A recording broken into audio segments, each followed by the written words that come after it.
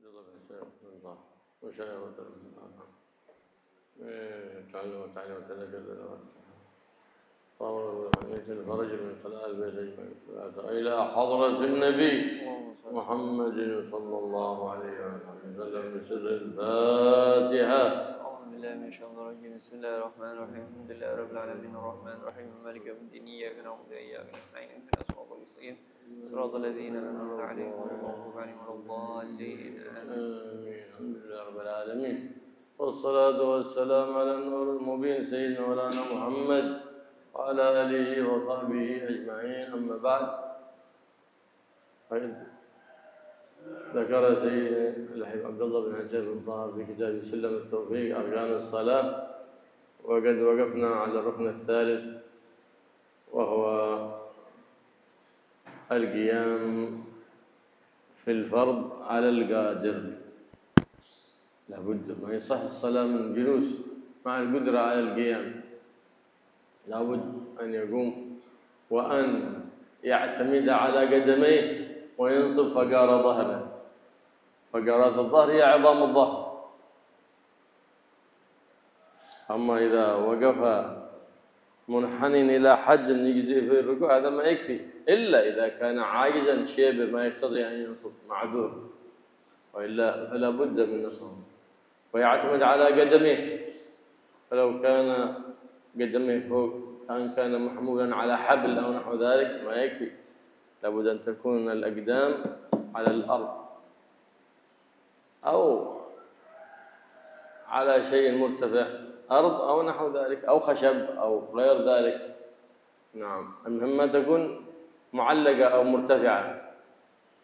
فالقيام ركن من أركان الصلاة في الفرض. في الفرض، سواء كان فرضا مكتوبا كالصلوات الخمس أداء أو قضاء، أو منذورا كما لو قال لله علي أن أصلي الضحى فصار عليه واجب أن يقوم فيها. ليه؟ لأنه بالنذر صارت الضحى واجبة في حقه، فيجب عليه القيام، سواء كان فرضا عينيا أو فرضا كفائيا كصلاة الجنازة، فيجب عليه أيضا أن يصلي من قيام. نعم، فرضا حقيقيا أو على صورة الفرض كصلاة المعادة، فإنها على صورة الفرض. لو أنا صليت الآن الظهر حصلت جماعة، أو صليت منفرد سنة لي إعادتها مع جماعة، بل ولو صليت جماعة سنة إعادتها مرة أخرى. تقول صلي فرض وهي حقيقتها نافلة، ويجب عليك القيام فيها لأنها على صورة الفرض. كذلك صلاة الصبي الذي لم يبلغ، الصبي صلاته ما تكون فرض فهي نافلة، ولكن يجب عليها القيام. ولو كان صبيا صلى من قعود في الفريضة، وإن كانت لا تحسب له فريضة فلا تصح صلاته. خرج بالفريضة النافلة، يجوز أن تصلي من قعود في النافلة مع القدرة على القيام، لكن لك نصف أجر القائم، لك نصف أجر القائم. أما شيبة أو مريض ما يقدر على القيام فصلى من قعود فريضة أو نافلة أجره تام، لأنه جلس لعدم القدرة على القيام. بل ويجوز أن يصلي النافلة من اضطجاع لا من السلقة، وله نصف أجر القاعد. نعم، القيام في الفرض للقادر لابد. اليوم قد ظهرت الآن في كثير من المساجد كراسي يجلسون عليها، كراسي وهم قادرون على القيام، لكن بأدنى عذر بغى يقعد. لا يتهاون الإنسان تحصله، لابد أنه يعجز عن القيام، قادر على القيام ولو بمعين. حتى أنا ما أقدر على القيام، هذا بستأجر هذا يهزنا يعيننا على القيام، أو يقدر القيام عليه بعكاز عصا فيقوم عليها لا بأس.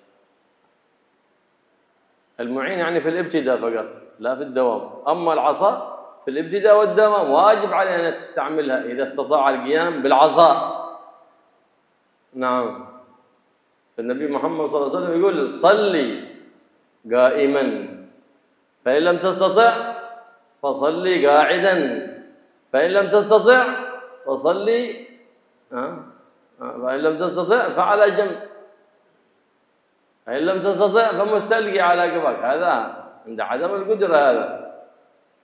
وما الضابط الذي يبيح الجلوس في الفرض؟ ما الضابط في ذلك؟ هل بالتشهي؟ لا، لابد أن تلحقه مشقة شديدة لا تحتمل عادة، بحيث لو قام يصلي من قيام تلحقه مشقة شديدة لا تحتمل عادة. وإن لم تبيح التيمم من باب أولى إذا أباحت التيمم. مثال لم تبيح التيمم كان يصلي من قيام حسه يدور بوسين يدور، هذا ما يبيح التيمم، لكنه كان عذر لأن تلحقه مشقة شديدة لا تحتمل عادة. نعم. لكن اليوم كثير يصلي من قعود وبعد عند المراويس يقوم يزف المراويس، يصلي من قعود ولما عند الطعام يقوم ويقعد ويأكل إذا نزل أكل وقام من أجل الطعام. عجيب. هذا يدل على تهاونه بأمر الدين. هذا إذا كان مشقة شديدة لا تحمل عادة فإذا يباح لك الجلوس.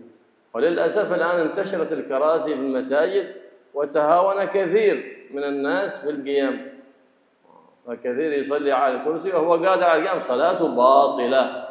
فليتنبه وينبه غيره الإنسان، لأنه من باب الأمر بالمعروف والنهي عن المنكر. بسم الله الرحمن الرحيم. الحمد لله رب العالمين والصلاة والسلام على أشرف الأنبياء والمرسلين سيدنا محمد وعلى آله وصحبه أجمعين. Sayyidina Habib Abdullah bin Husain bin Tahir, beliau menyebutkan dalam bab rukun salat ini, rukun yang ketiga dari rukunnya salat yaitu berdiri ketika salat fardu bagi orang yang mampu. Berdiri itu maksudnya apa? Berdiri itu kita berpijak kepada kedua telapak kaki kita dan menegakkan tulang punggung kita. Jadi yang jadikan pijakan telapak kakinya dan tulang punggungnya ditegakkan. Ini kriteria dari berdiri.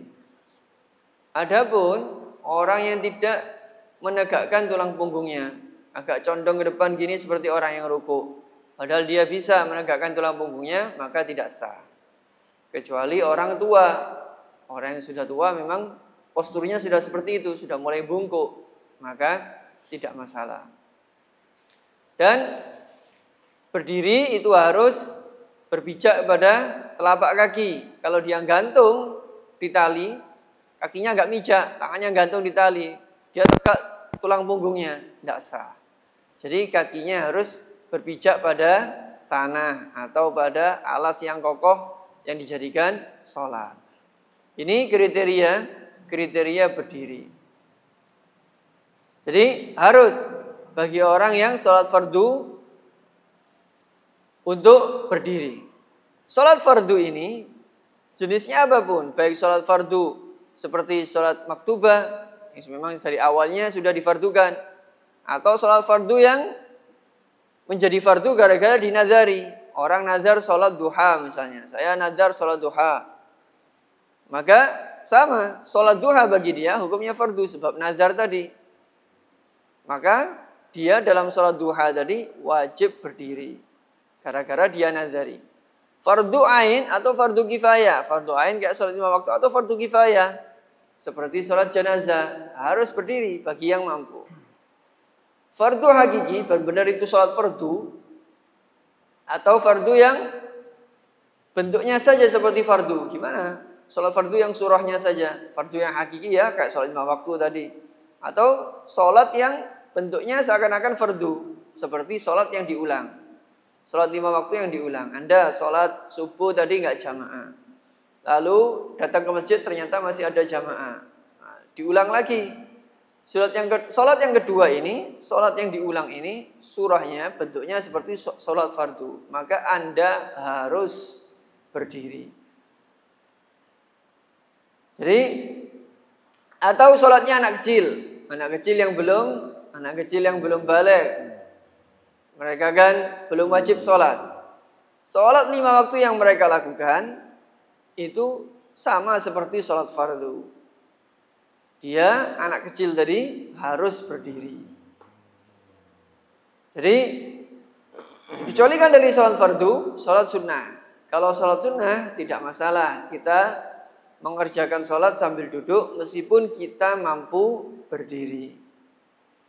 Dan pahalanya separuh dari pahalanya orang yang salat sunnah sambil berdiri. Kecuali kalau memang dia tidak mampu, orang tua salat duha sambil duduk. Ya pahalanya sempurna karena dia duduknya karena memang ada uzur. Orang sakit salat duha sambil duduk, ya pahalanya sempurna karena dia nggak bisa duduknya karena uzur. Yang dibahas ini ketika orang mampu berdiri dan dia duduk dalam salat sunat, pahalanya dapat separuh. Bahkan bukan hanya duduk, boleh salat tidur sambil miring dalam salat sunnah meskipun dia mampu berdiri, dan pahalanya separuh dari pahalanya orang yang salat sunat sambil duduk. Sekarang banyak orang yang teledor dalam urusan rukun ini. Kadang di masjid-masjid disediakan kursi, akhirnya orang teledor. Orang sebenarnya bisa dia berdiri, tapi karena mungkin alasan malas atau gimana, akhirnya dia sholat sambil duduk. Padahal dia sebenarnya kalau dipaksa sedikit, dia mampu untuk berdiri. Jadi sholat sambil berdiri itu hukumnya wajib dalam sholat fardu, harus. Meskipun dengan orang yang membantu kita. Orang yang bantu kita untuk berdiri. Kalau nggak ada orang tersebut, kita nggak bisa berdiri. Ya berarti harus. Kita minta tolong orang untuk memberdirikan kita. Ini untuk di permulaan saja. Maka kita wajib sholat sambil berdiri. Atau dengan tongkat. Sholat sambil pegangan tongkat. Ini harus. Tidak boleh serta-merta langsung pusing dikit sholat sambil duduk. Atau nggak kuat dikit sholat sambil duduk. Jadi jangan sampai ada alasan sepele sehingga membuat sembrono sholat fardu sambil duduk. Nabi Muhammad SAW bersabda, "Sholli qaiman." Sholatlah sambil berdiri. Kalau nggak mampu sambil duduk. Kalau nggak mampu tidur miring. Kalau tidak mampu tidur terlentang. Jadi, dan apa tolak ukurnya? Tolak ukur diperbolehkannya sholat sambil duduk dalam sholat fardu. Tolak ukurnya adalah ketika dia berdiri mendapatkan masyaqqah yang besar, mendapatkan berat sekali, terasa berat sekali, yang tidak bisa ditahan. Rumahnya tidak bisa ditahan. Masyaqqah tadi tidak bisa ditahan. Meskipun tidak memperbolehkan tayamum. Apalagi kalau sampai memperbolehkan tayamum. Contoh masyaqqah syadidah la tuhtamal adatan. Masyaqqah yang sangat, yang biasanya tidak bisa dipaksakan. Contoh orang pusing sekali kalau berdiri, pusing sekali, terasa pusing sekali kepalanya. Nah, ini meskipun tidak memperbolehkan tayamum, tapi ini termasuk masyaqqah yang susah untuk ditahan. Tapi zaman sekarang banyak orang yang teledor. Dia nggak kuat dikit langsung sholat sambil duduk.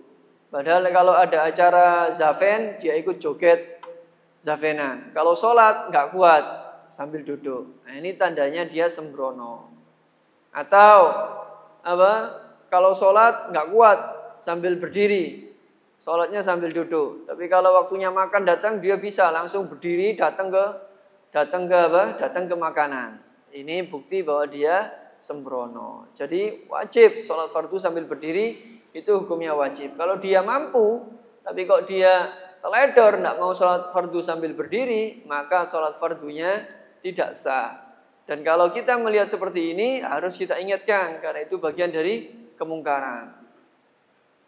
يصلي على قدر استطاعته. لا يكلف الله نفسا إلا وسعها. إذا قدر أن يقوم مستقيما أو منحنيا حتى هكذا هيئة الركوع، هو لا يستطيع أن يرتفع على أكثر من ذلك، صلاته الصحيحة يعمل قدر استطاعته. ما عجز بالكلية عاجز أن يقوم، حينئذ يصلي قاعدا من جلوس، فيصلي على الكرسي لا بأس، يصلي على الأرض صحيح. والأفضل إذا جلس صلى من قعود أن يصلي مفترشا. كيف الافتراش؟ صورة الافتراش كيف الافتراش؟ الافتراش أن يجلس على قدمه اليسرى وأن ينصب قدمه وأن ينصب قدمه اليمنى، وأن ينصب قدمه اليمنى. كيف؟ درج يا رجل، كيف؟ درج كذا هاي مثل هكذا، ينصب اليمنى، نصب اليمنى سواء، نصب اليمنى هكذا الافتراش أفضل. فإن لم يستطع فيتربع هكذا، مثل التربع هذا التربع. ثم بعد ذلك إن لم، الأفضل هذا ما هو واجب الافتراش التربع، وإلا فالتورك. كيف التورك؟ هكذا التورك، يجعل وركه الأيسر على الأرض هكذا، هذا من حيث الأفضل. وإلا لو جلس على أي كيفية فالجلوس صحيح. بارك الله. نعم، فالجلوس صحيح، هذا من حيث الأفضل.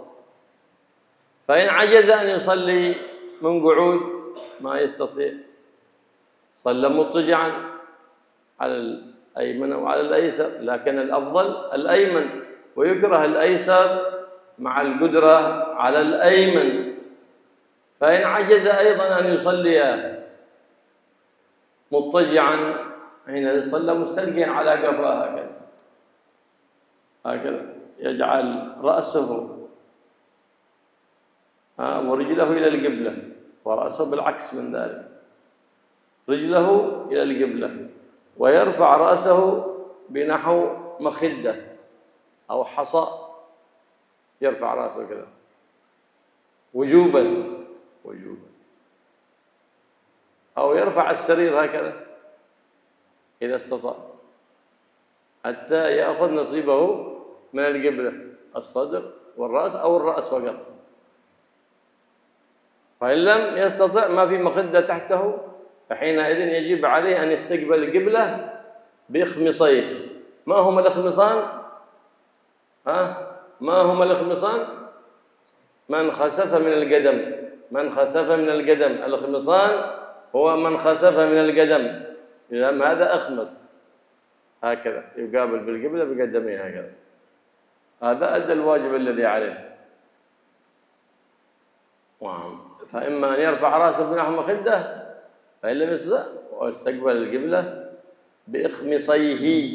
نعم. عجز عن ذلك، طبعا في القعود بيركع بيسجد، لكن في الاستلقاء كيف يركع؟ بالإيمة، عجز ما يقوم الركوع ولا السجود، يوم هكذا، الله أكبر، سمع الله لمن حمده، الله أكبر. إذا ما استطاع أن يتم الركوع ويتم السجود، فحينئذ يومي براسه، الله سمع الله أكبر، هكذا يومي بها برأسه. فإن عجز أن يحرك رأسه حتى الرأس ما استطاع يحركه، كيف؟ بأجفانه، الله أكبر، سمع الله لمن حمده، الله أكبر، بعينه بأجفانه هكذا، بعينه هكذا. فإن عجز حتى الأجفان ما يقدر يحركها، لكن عقله فيه، لأن الصلاة ما يجوز أن يتركها إنسان ما دام عقله فيها، مهما كان مريض، ما دام العقل موجود، إلا إذا غاب أو أغمي عليه، فحينئذ تسقط عنه الصلاة. أما ما دام عقله فيه لا يجوز تركها، أي الصلاة لمن عقل.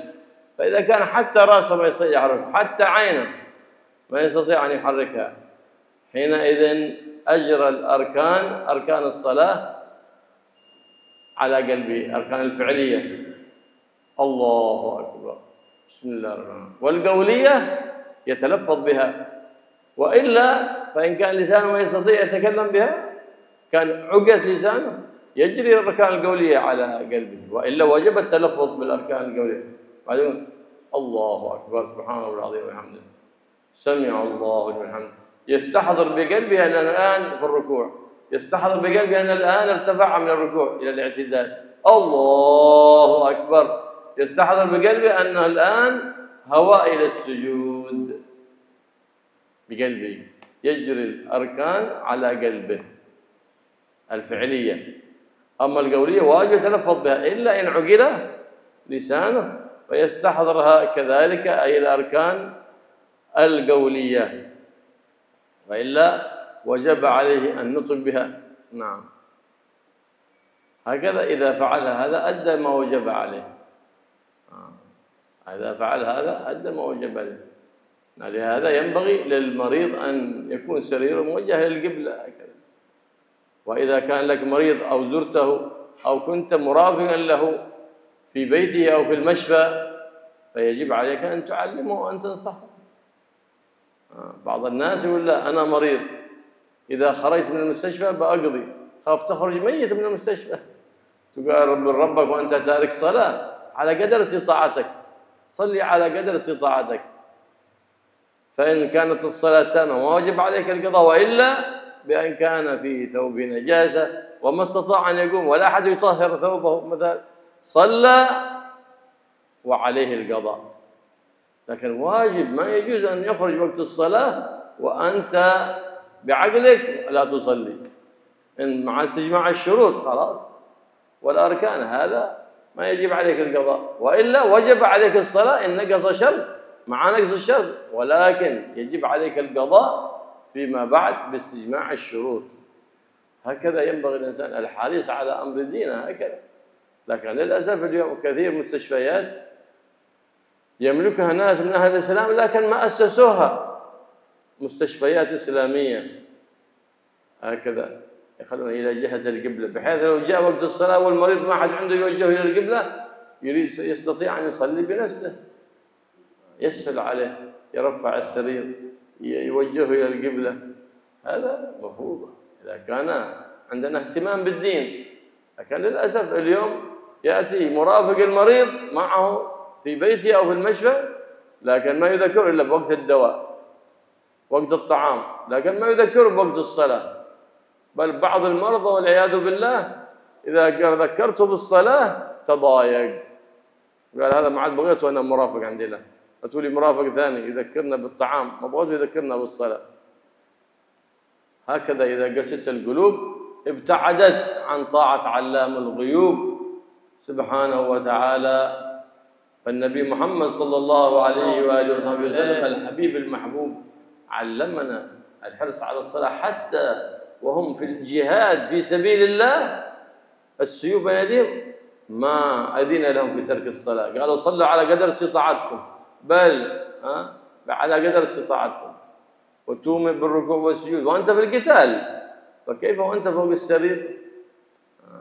شوف اهتمام النبي محمد صلى الله عليه وسلم بالصلاة كيف. ولكن ظهر اليوم ناس يتهاونون بالصلاة في صحتهم والعياذ بالله، وقد قال الله لهم الذين يتهاونون في الصلاة ويل للمصلين، ويل وادي في جهنم. ما انهم هذا تركوا الصلاة؟ لا، ما تركوها، الذين هم عن صلاتهم ساهون، الا يتهاونون فيها، هذا عقابهم، ويل وادي في جهنم. فكيف للتارك الذي لا يصلي اصلا والعياذ بالله، نسأل الله العافية والسلامة. فإنه يسخر له في قبره ثعبان أسود كبير يلدغه في قبره يعذبه إلى قيام الساعة، وفي القيامة العذاب الأليم، نسأل الله العافية والسلامة. والله يوفقنا لأداء الصلاة في أوقاتها على ما يرضي الله سبحانه وتعالى وعلى سنة حبيب الله محمد صلى الله عليه وآله وصحبه وسلم.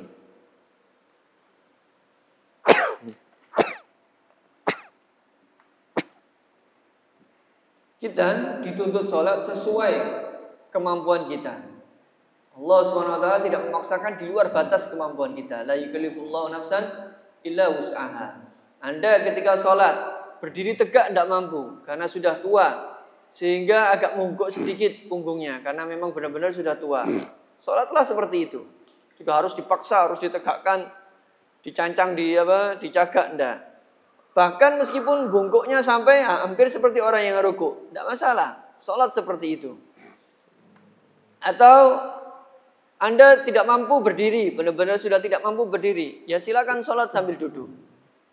Duduk di atas kursi, duduk di tanah, terserah. Duduk seperti apapun boleh. Tapi yang afdol, duduk dalam sholat itu duduk iftirash. Tadi yang dicontohkan tadi.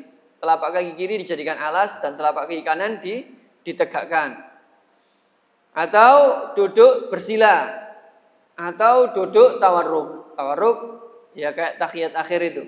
Kaki pantatnya nempel ke tanah, telapak kaki kirinya di bawah telapak kaki kanannya yang ditegakkan. Ini 3 model duduk ini yang afdol. Adapun duduk yang lain juga sah. Duduk dengan cara yang lain juga sah, tapi yang afdol duduk dengan 3 ini. Kalau tidak mampu untuk sholat sambil duduk, maka sholat sambil tidur miring. Tidur miring dengan sisi kanan. Jadi bersandar pada sisi kanannya dia. Kalau tidak mampu pakai sisi kanan, ya tidur miring sambil bersandar pada sisi kiri. Dan makruh Anda sholat sambil tidur miring, bersandar pada sisi kiri Anda, padahal Anda mampu bersandar pada sisi kanan. Terus kalau tidak bisa sholat sambil tidur miring, gimana? Sholat terlentang. Sholat terlentang, kepalanya agak diangkat dengan bantal atau dengan apa. Kalau tidak ada ganjalan sama sekali, tidak ada bantal, tidak ada apapun sama sekali. Tujuannya apa sih kepalanya agak diangkat itu? Agar wajahnya menghadap kiblat atau wajah dan dadanya menghadap kiblat. Itu tujuannya ketika tidak mampu dan sholat sambil tidur terlentang, kepalanya diangkat. Kalau nggak ada ganjalan sama sekali, nggak ada bantal, nggak ada apapun, ya sudah, yang menghadap kiblat bukan wajahnya, tapi cekungan telapak kaki itu. Cekungan telapak kakinya itu harus menghadap kiblat. Jadi seperti ini. Runtutan orang yang tidak mampu sholat sambil berdiri. Terus rukuk sujudnya gimana? Orang yang tidur sambil terlentang tadi, ya rukuk sujudnya sambil isyarah dengan kepala. Allahu Akbar, kan rukuk agak Allahu Akbar, sujud. Isyarah dengan kepala untuk rukuk dan sujudnya. Terus kalau kepalanya sudah tidak bisa digerakkan, ya isyarah dengan mata, dengan kedipan mata. Allahu Akbar, sujud. Allahu Akbar, rukuk, i'tidal, seperti itu.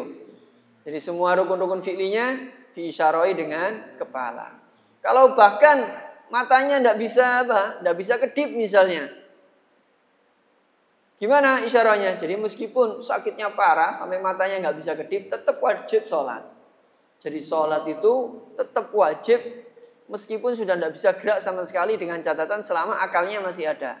Selama akalnya masih ada dalam keadaan apapun, selama kesadarannya masih ada dalam keadaan apapun, harus sholat, wajib sholat.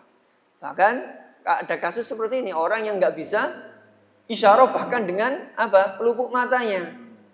Gimana sholatnya? Sholatnya dengan menghadirkan rukun tadi di hatinya.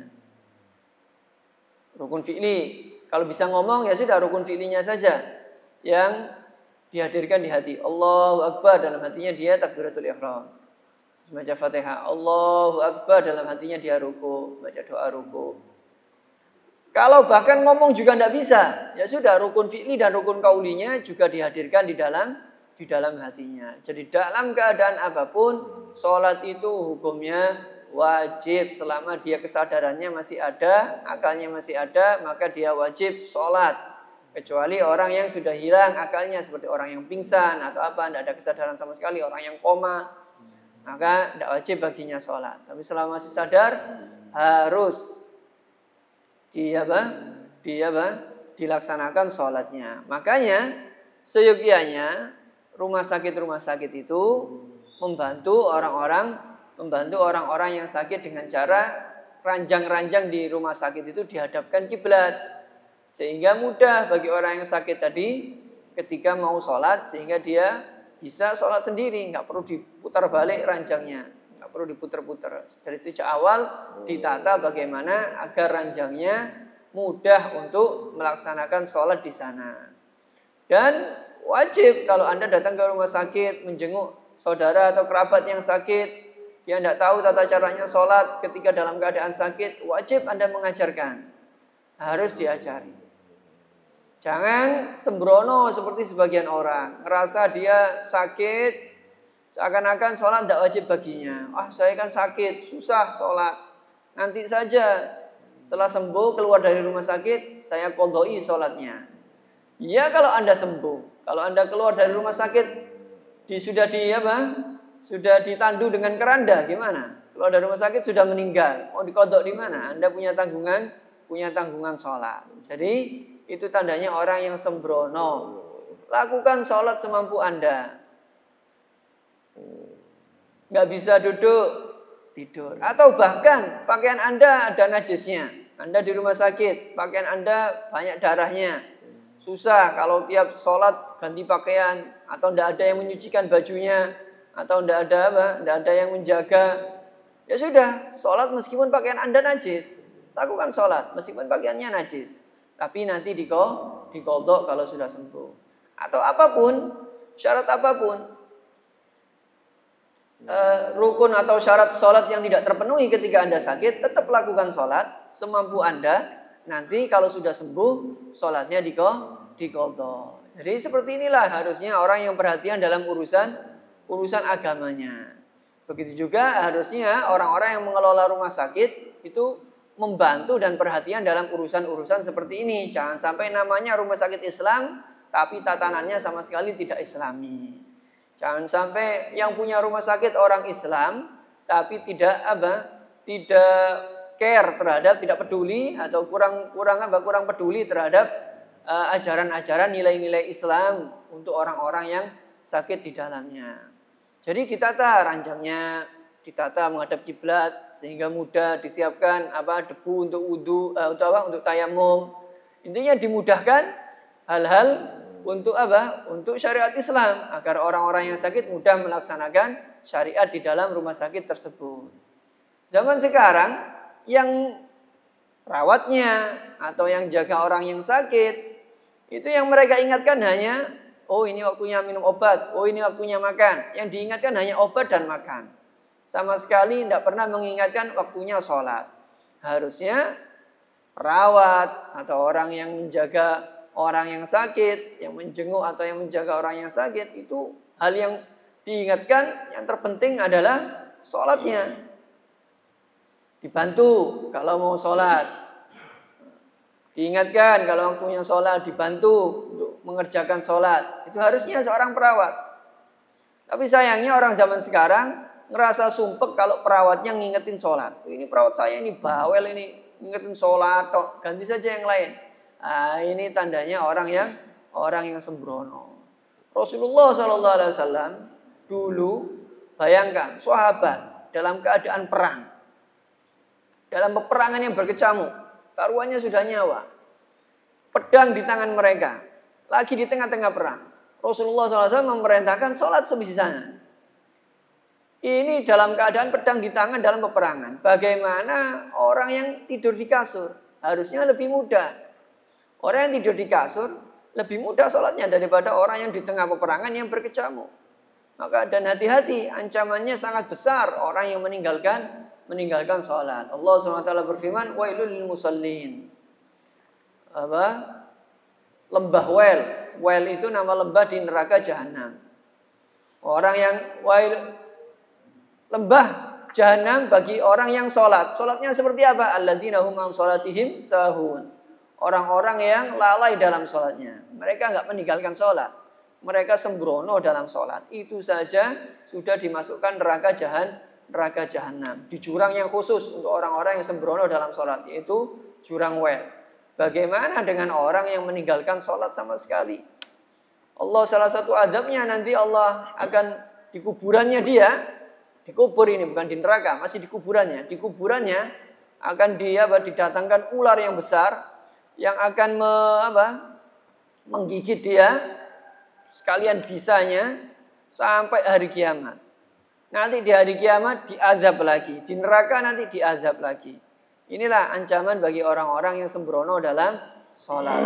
Allah SWT memberi petunjuk kepada kita agar kita bisa melaksanakan sholat sesuai dengan tuntunan Nabi Muhammad SAW.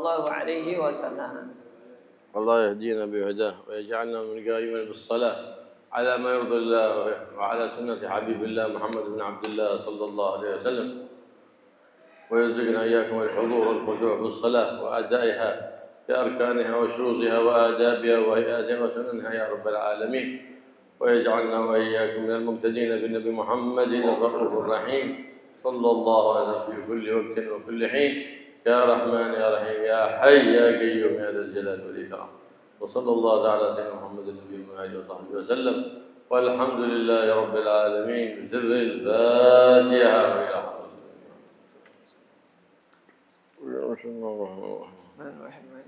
الحمد لله صلى وسلم على سيدنا محمد وعلى آل سيدنا محمد. اللهم يا كافي البلاء اكفنا البلاء قبل نزولي من السماء يا الله يا الله يا الله يا الله يا الله يا الله يا الله اللهم يا كافي البلاء اكفنا البلاء قبل نزوله من السماء يا الله يا الله يا الله يا الله يا الله يا الله يا الله اللهم يا كافي البلاء اكفنا البلاء قبل نزوله من السماء يا الله يا الله يا الله يا الله يا الله يا الله يا الله يا الله